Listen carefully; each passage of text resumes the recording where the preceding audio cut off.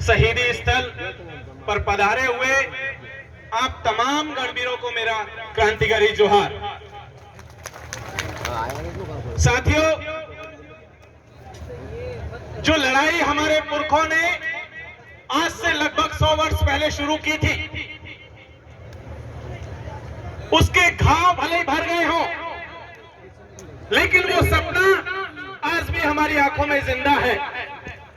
और वो सपना था भीलिस्तान का, भील प्रदेश का, अपने राज का।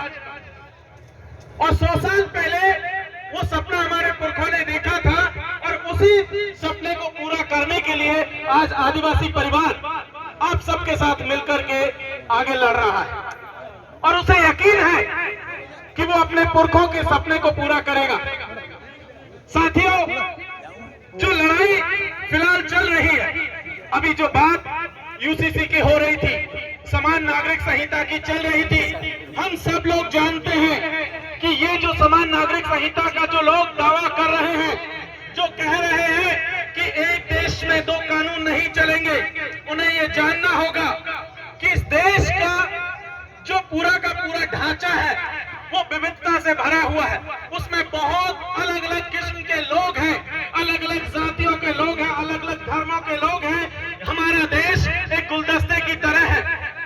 उसे ये लोग चाहते हैं कि सिर्फ उसे नारंगी कलर में बदल दिया जाए, आरएसएस की शक्ल में बदल दिया जाए, और ऐसा हम होने नहीं देंगे। वो चाहे कितनी कोशिशें कर ले, वो चाहे जितनी भी ताकतें लगा ले, वो यूसीसी लागू नहीं कर सकते हैं। और जिस दिन उन्होंने यूसीसी लागू किया तो हमारे पुरखों ने एक नारा दिया था, वो नारा था उल गुलान जिंदाबाद। हमारी वो उल गुलान की जो लड़ाई है उस यूसीसी के खिलाफ भी जारी रहेगी। लेकिन साथियों, उस यूसीसी के साथ साथ कुछ और खतरे हैं जिसको भी जानना यहाँ पर बहुत जरूरी है। यहाँ पर अभी राजस्थान, मध्य प्रदेश, गुजरात, महाराष्ट्र, झारखंड तक से साथी आए हुए हैं। मैं आपको बता दूं, पिछले महीने हमारे देश की सरकार एक अधिनियम लेकर के आई है और उसे पिछले हफ्ते कैबिनेट में पास करने की बात कही जा रही है। वो कह रहे हैं कि आपका फॉरेस्ट कंजर्वेशन अमेंडमेंट बिल, मतलब आपका जो है जंगल का संरक्षण अधिनियम के नाम से एक बिल आ रहा है 2023 के नाम से, उसमें क्या बातें कही जा रही है उसे जानना बहुत जरूरी है। क्योंकि ये बिल भी हमारे भील प्रदेश के, भीलिस्तान के, हमारा भील खंड का जो सपना है उसको सपने को चूर चूर करने के लिए बिल लाया जा रहा है। उस बिल में कहा गया है कि जितनी भी आपके इलाके से सड़कें गुजरेंगी, चाहे वो आपका नेशनल प्रोजेक्ट के लिए हो, नेशनल हाईवे हो, स्टेट हाईवे हो, उसके आसपास की जमीनों पर किसी भी तरीके का कोई दूसरा कानून लागू नहीं होगा। जैसे कि आप समझिए, कोई नेशनल हाईवे इस इलाके से गुजरता है तो आपका सबसे पहले अनुसूची 5 को खत्म कर दिया जाएगा। दूसरी बात, उन्होंने कहा कि जिन इलाकों में पर्यटन के लिए इलाके रिजर्व किए गए हैं, पर्यटन क्षेत्र विकसित किए जा रहे हैं, उन इलाकों में भी कोई दूसरा कानून लागू नहीं किया जाएगा। ये उस फॉरेस्ट कंजर्वेशन अमेंडमेंट बिल के प्रावधानों में शामिल है। उसके साथ साथ उन्होंने कहा कि सरकार जिसे चाहे, जिस इलाके को भी एक सिंपल नोटिस निकाल करके उसे स्पेशल जोन में डाल सकती है और उस इलाके में भी अनुसूची 5, पेशा अधिनियम 1996, फॉरेस्ट राइट एक्ट 2006 वो भी लागू नहीं होगा। आप समझिए, ये जो खतरा हमारे ऊपर ये फॉरेस्ट कंजर्वेशन अमेंडमेंट बिल के नाम से आ रहा है, ये खतरा भी हमारे ऊपर बहुत बड़ा खतरा है। साथियों, आने वाले सत्र में, जुलाई में जब पार्लियामेंट का सत्र शुरू होगा, उसमें इस बिल को पास कराया जाएगा। हमें याद रखना है कि हम ऐसे किसी भी बिल को पास नहीं होने देंगे जो हमारे पुरखों के सपने को चकनाचूर करे, हमारे अस्तित्व को खत्म करे, हमारे जल, जंगल और जमीन को छीनने की कोशिश करे। यह भी हमें यहाँ से समझना होगा। एक और चीज जिसको समझना जरूरी है, पिछले साल भी इसी तरीके का एक बिल पास किया गया, वन्य जीव संरक्षण अधिनियम।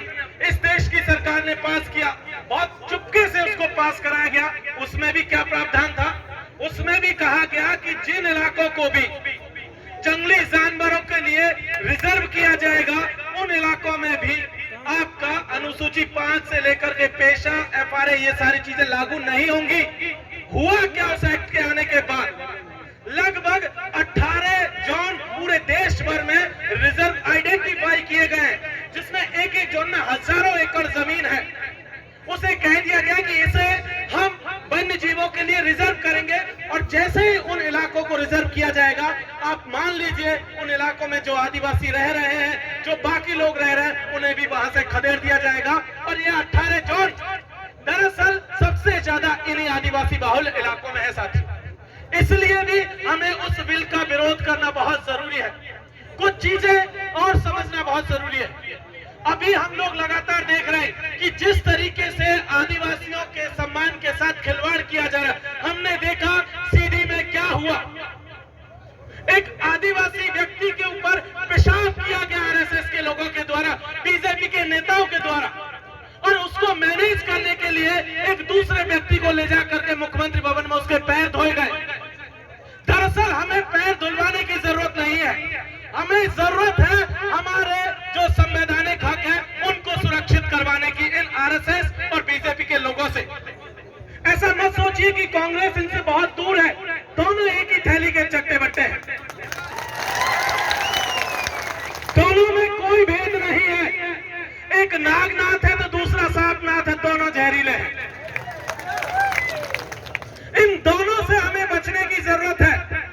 हुआ क्या, फॉरेस्ट राइट एक्ट 2006 में आया, उसके तहत कहा गया कि आदिवासियों को जमीन पर पट्टे दिए जाएंगे।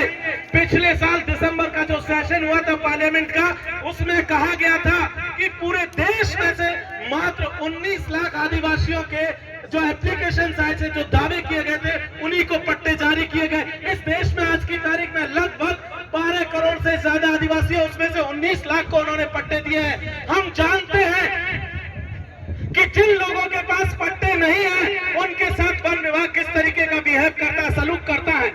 जिस दिन चाहता डंडा लेकर के खदेड़ने निकल पड़ता है।